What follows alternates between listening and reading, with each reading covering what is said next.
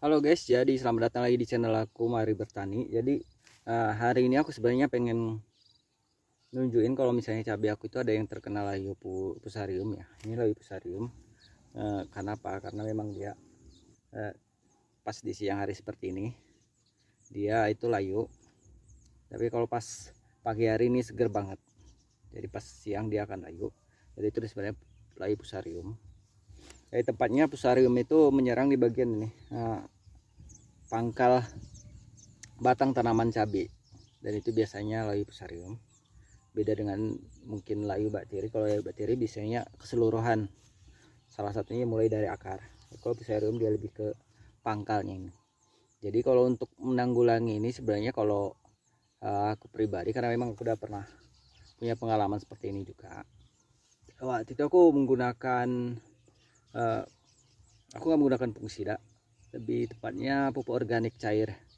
Jadi aku nanti kocorkan di sini sebelum dia beberapa hari. Jadi kayak kita bilang 2 hari masih bisa lah, masih bisa sembuh. Jadi pasti sembuh. Nanti kita kocorkan itu setiap sekali 3 hari pakai POC tadi kalau untuk yang sakit ya. Tapi untuk menanggulangi supaya dia tidak menyebar ya, paling penyemprotan fungisidanya harus tepat ya. Yang pertama ya, kalau kita nyemprot fungisida, setidaknya itu bagian batang tanaman sampai ke bawah itu, sampai perakaran itu harus kena.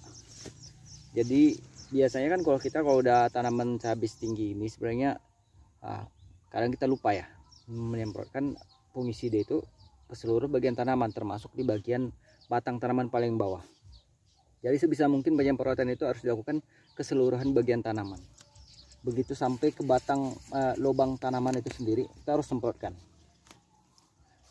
Dan kemarin memang ini penyebabnya ya karena ada 2 kali kemarin saya menggunakan semprot yang pakai mesin semprot gitu kan. Jadi tekanannya memang kuat, tapi memang saya lupa. Jadi karena dia semprotannya cepat, jadi harus geraknya juga cepat. Saya lupa, saya nggak ada kalau semprotkan di bagian tanaman batang bawah nih. Dan ini buktinya langsung ada layu fusarium. 2 kali penyemprotan kemarin saya lalai, ya udah. Tapi itu masih bisa sembuh kok. Intinya kalau dia menanggulangi supaya penyebarannya nggak kemana-mana, paling ini ada satu, terus tadi di sana masih ada juga satu. Di sini tanda-tandanya belum masuk kategori parah, tapi memang dia itu layu fusarium. Dan caranya seperti tadi, kalau fungisidanya sekalian menyemprot itu harus sampai ke bagian batang bawah, jangan lalai. Yang pertama. Yang kedua ya, penyemprotannya harus keseluruhan. Itu cara mungkin mencegahnya. Jadi kalau misalnya kita buatnya nggak keseluruhan ya risikonya seperti ini. Mungkin di bagian atas dia aman, tapi bagian batang bawah dia posisinya tidak aman karena ya tidak ada perlindungannya sama sekali. Jadi itu ya guys. Jadi sebenarnya ini pengobatannya sebenarnya gampang dan itu efektif. Kalau bisa masih baru seperti ini ya udah langsung dilakukan pengobatannya.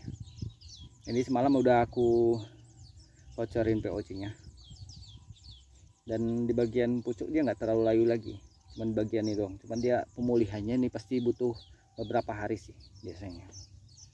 Tapi yang paling pastinya lagi dia nggak bakal mati.